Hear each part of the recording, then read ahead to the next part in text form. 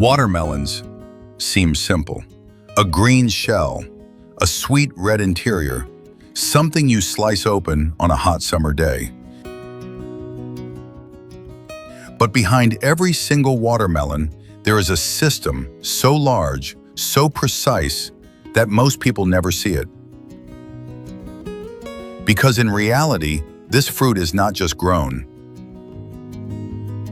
It is controlled, optimized, and harvested at a scale that feels more like an industry than traditional farming. And once the harvest begins, everything becomes a race against time.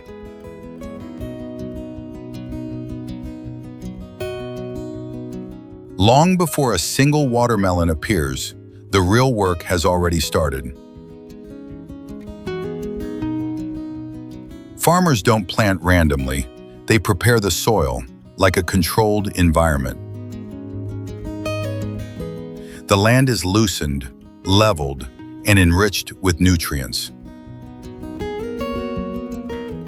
Water drainage is carefully managed because too much water can destroy an entire crop.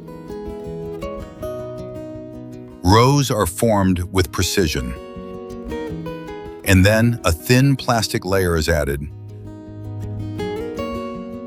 Not for appearance, but to control moisture, temperature, and weeds. It's a small detail, but across hundreds of hectares, it becomes a system.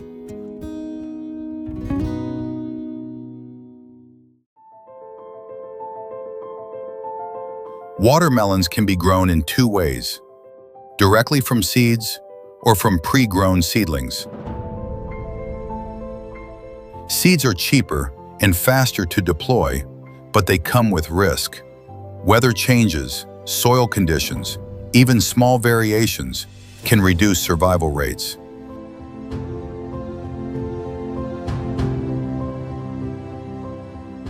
So many large farms choose a different approach. They grow seedlings in controlled environments first. Only the strongest plants make it to the field. And when planting begins, machines and humans work together. Equipment creates perfectly spaced holes. Workers follow behind, placing each plant by hand. Row after row, field after field, until the land is filled with potential harvest.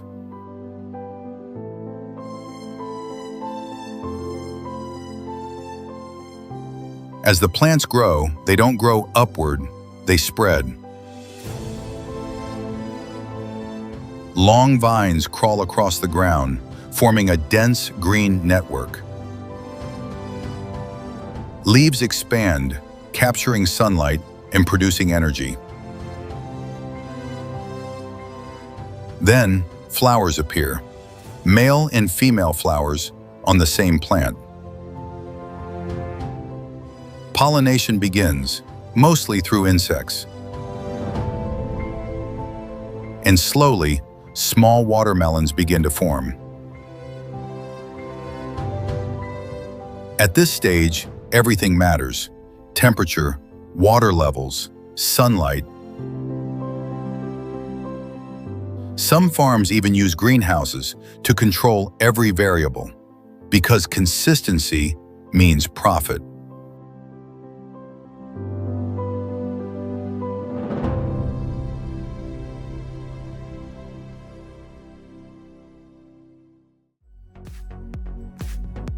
After weeks of growth, the watermelons reach a critical point. They are not harvested by schedule. They are harvested by signals. A yellow patch appears under the fruit.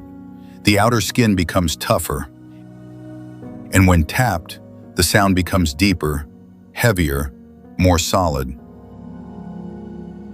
These subtle signs are what farmers rely on, because harvest too early and the fruit is bland, too late and it softens or cracks open. There is only a short window where everything is perfect. When that moment arrives, the entire field comes alive. Workers spread across the land in long lines.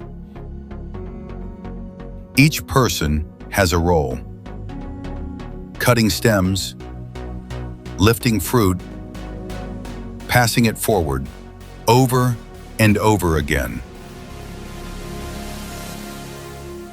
There is no wasted movement, no hesitation. Human chains form across the field,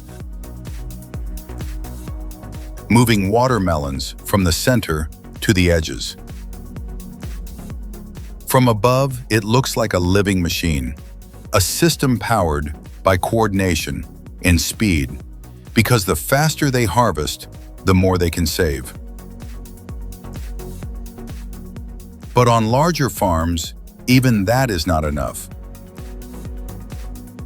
So machines are brought directly into the field. Mobile conveyor belts. Workers no longer need to carry fruit. They simply place each watermelon onto the belt, and from that point, the system takes over. The fruit moves automatically, past inspection points, toward transport vehicles. This reduces damage, increases speed, and transforms farming into a moving production line under the open sky. Harvesting is only half the battle. Moving the product is the real challenge. Watermelons are heavy, fragile, and highly perishable. If they sit too long, they lose quality. So timing is everything. Trucks arrive in constant rotation. Loading never stops. Fields are cleared while transportation is already in motion. It becomes a continuous flow. Field to truck. Truck to facility. Non-stop.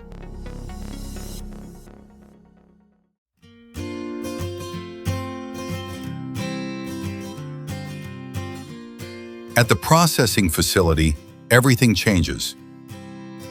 Now, machines take over. Watermelons are unloaded onto long conveyor systems. They roll, spin, and move non-stop. First, cleaning. Rotating brushes remove dirt. Water washes away residue. Then, sorting. Machines scan size, measure weight, detect surface defects. In seconds, each watermelon is evaluated. But even the best machines are not perfect. So humans remain essential. Workers inspect each fruit visually. They detect subtle flaws, tiny cracks, soft spots, irregular shapes, things machines might miss. Only the best fruit continues forward. Once approved, watermelons are packed, grouped by size, labeled, sealed into boxes, stacked onto pallets. Within hours, they leave the facility, heading toward markets, supermarkets, and export routes around the world. But the journey doesn't end there. Watermelons are not only sold whole, they are processed, cut into ready-to-eat pieces, turned into juice, packaged for convenience. Different markets require different forms.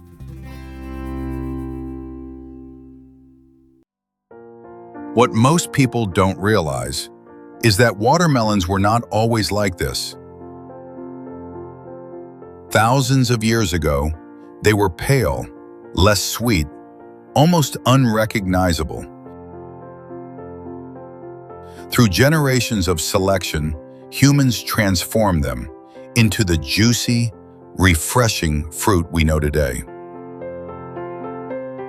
So the next time you cut open a watermelon, remember this.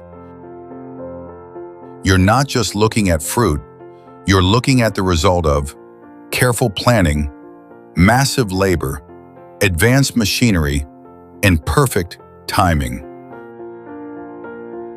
All working together to create something that lasts only moments, but takes months to produce. If you want to see more large-scale farming processes like this, make sure to subscribe, because there's a whole world out there producing food on a scale you've never imagined.